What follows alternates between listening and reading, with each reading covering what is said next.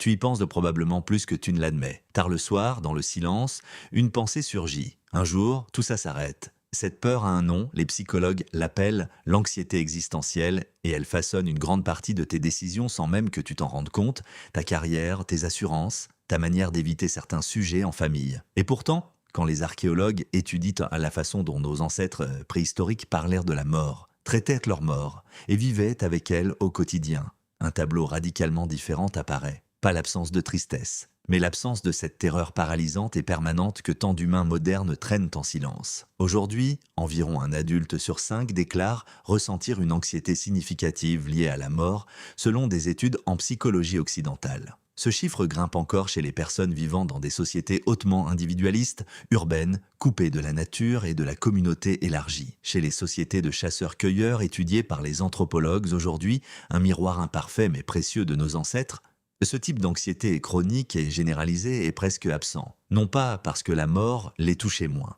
La mortalité infantile, par exemple, était brutalement élevée. Mais leur rapport à la mort elle-même, la manière dont ils l'intégraient dans le sens de leur existence, était fondamentalement différent d'une autre. En 2013, l'anthropologue René Hetherington et son équipe ont publié une analyse des pratiques funéraires préhistoriques à travers plusieurs continents, montrant que dès 100 000 ans avant notre ère, les humains enterraient déjà leurs morts avec des rituels. Ocre rouge, fleurs, objets personnels, preuve d'un rapport symbolique et non simplement pragmatique à la mort. Mais le point le plus révélateur vient des études sur les sociétés de chasseurs-cueilleurs contemporaines. L'anthropologue Nurit Bird-David, qui a étudié les Nayakas du sud de l'Inde, a documenté leur conception du monde comme un ensemble de donneurs, la forêt, les animaux, les ancêtres, où la mort n'est pas une rupture mais une transformation dans un réseau de relations qui continue. Mourir dans cette vision, ce n'est pas disparaître, c'est changer de rôle dans une histoire qui continue sans toi, mais dont tu restes une partie. Une étude plus large menée par le psychologue Ara Norenzayan sur les croyances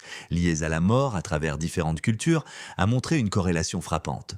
Plus une société valorise l'individualisme et l'accomplissement personnel isolé, plus l'anxiété liée à la mort tend à être élevée. À l'inverse, les sociétés fortement communautaires, où l'identité individuelle se dilue dans le groupe et la lignée, rapportent des niveaux d'angoisse existentielle nettement plus bas. Il y a aussi une dimension biologique et quotidienne à prendre en compte. Contrairement à toi, un chasseur-cueilleur côtoyait la mort visuellement et concrètement presque chaque semaine, celle de l'animal chassé, celle d'un proche emporté par une maladie ou un accident, celle observée dans la nature environnante. La mort n'était pas une abstraction cachée derrière les murs d'un hôpital, elle faisait partie du paysage familier, ce qui, contre-intuitivement, réduisait sa charge de terreur plutôt que de l'augmenter. Imagine un campement, il y a 40 000 ans.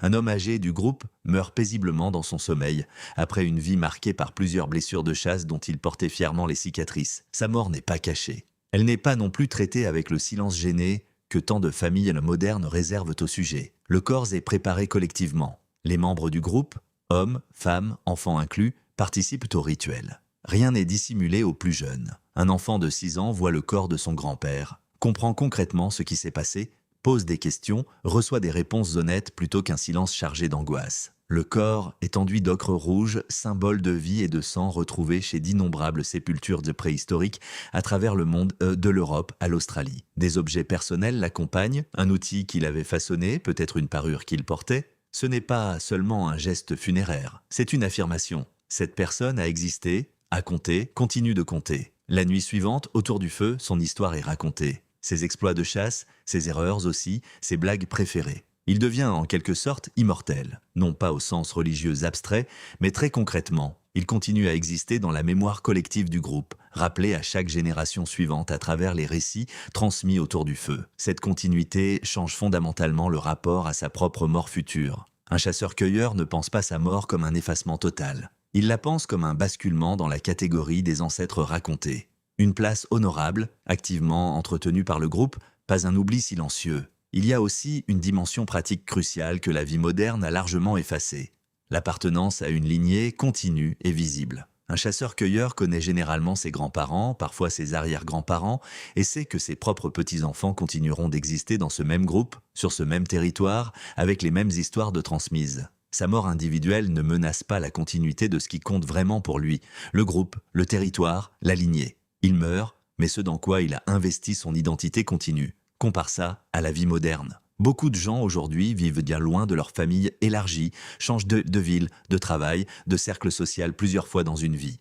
L'identité repose davantage sur l'accomplissement individuel, la carrière, les biens, la réputation personnelle, des choses qui, contrairement à une lignée ou une communauté enracinée, s'effondrent effectivement à la mort. Rien ne continue de la même manière. D'où, en partie, cette terreur plus aiguë.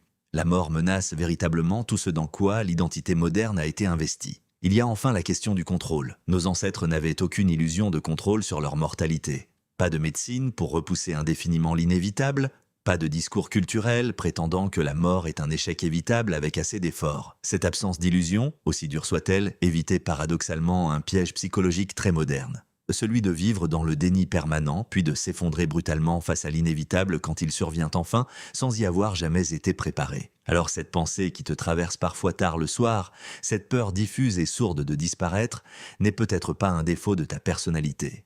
C'est peut-être simplement le symptôme d'un mode de vie qui t'a coupé des choses qui, pendant des dizaines de milliers d'années, rendèrent la mort supportable. Une communauté qui te connaît vraiment, une lignée visible et continue, des rituels honnêtes plutôt que du silence gêné, et une place assurée dans les histoires racontées après toi. Nos ancêtres n'avaient ni médecine moderne, ni assurance-vie, ni promesse d'éternité religieuse universellement partagée. Ils avaient en quelque chose de plus simple et peut-être de plus solide. La certitude profonde qu'ils continueraient ainsi d'exister dans la mémoire d'un groupe qui les connaissait vraiment. Ce n'est pas l'immortalité, mais pour eux, ça suffisait à rendre la fin supportable.